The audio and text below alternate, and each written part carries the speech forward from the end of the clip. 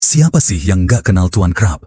Bos pelit Krusty Krab yang hidupnya cuma berputar di uang, uang, dan uang. Tapi, pernah nggak kalian mikir, kalau Tuan Krab hidup di dunia nyata, dia bakal jadi orang seperti apa? Jangan salah, di balik sifat materainya, ada filosofi hidup yang bisa bikin kita mikir ulang soal cara kita menghadapi dunia. Filosofi karakter Tuan Krab. Tuan Krab adalah simbol kapitalisme yang ekstrim. Dia percaya bahwa uang adalah segalanya, dan gak ada yang lebih penting daripada profit. Tapi di balik itu, dia juga menunjukkan sisi lain yang cukup manusiawi. Rasa sayang terhadap anaknya, Pearl, dan loyalitasnya, meskipun terbatas, kepada Krusty Krab. Secara filosofis, Tuan Krab bisa dianalisis melalui teori utilitarianisme. Dia cenderung membuat keputusan berdasarkan apa yang memberikan keuntungan maksimal, terutama untuk dirinya sendiri. Tapi sayangnya, utilitarianisme versi Tuan Krab seringkali mengorbankan kepentingan orang lain, seperti SpongeBob atau Squidward, yang sering bekerja keras tanpa penghargaan yang sepadan. Tuan Krab juga mencerminkan konsep materialisme yang sering dibahas dalam psikologi sosial. Materialisme adalah kecenderungan untuk menilai kebahagiaan berdasarkan kepemilikan materi. Masalahnya, materialisme seringkali membuat orang lupa bahwa kebahagiaan sejati nggak bisa dibeli dengan uang. Dalam banyak episode, kita melihat bagaimana Tuan Krab sering kehilangan momen-momen berharga karena terlalu fokus pada uang. Bagaimana Tuan Krab di dunia nyata?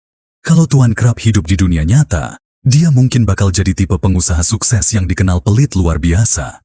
Dia mungkin punya restoran kecil dengan pelanggan setia, tapi karyawannya sering merasa nggak dihargai.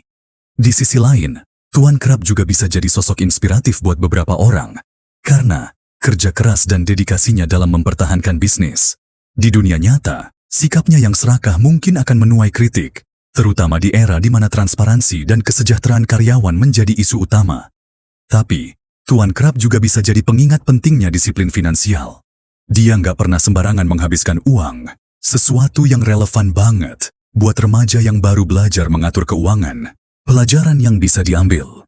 Meskipun sering dianggap sebagai karakter yang negatif, ada beberapa pelajaran berharga dari Tuan Krab yang bisa kita ambil.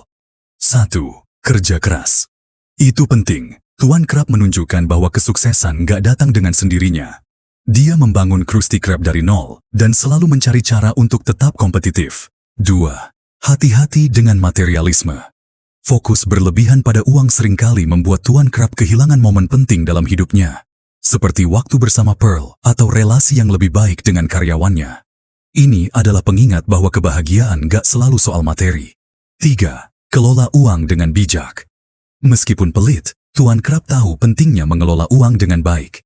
Dia adalah contoh ekstrim dari prinsip save more, spend less, yang sebenarnya bisa diaplikasikan dengan lebih seimbang. Jadi, apa yang bisa kita pelajari dari Tuan Krab?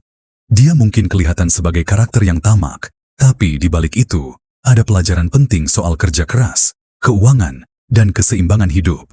Jangan sampai kita terlalu fokus pada materi seperti Tuan Krab, tapi juga jangan lupa belajar dari disiplinnya. Karena, pada akhirnya, hidup itu bukan cuma soal uang, tapi bagaimana kita menemukan kebahagiaan di dalamnya.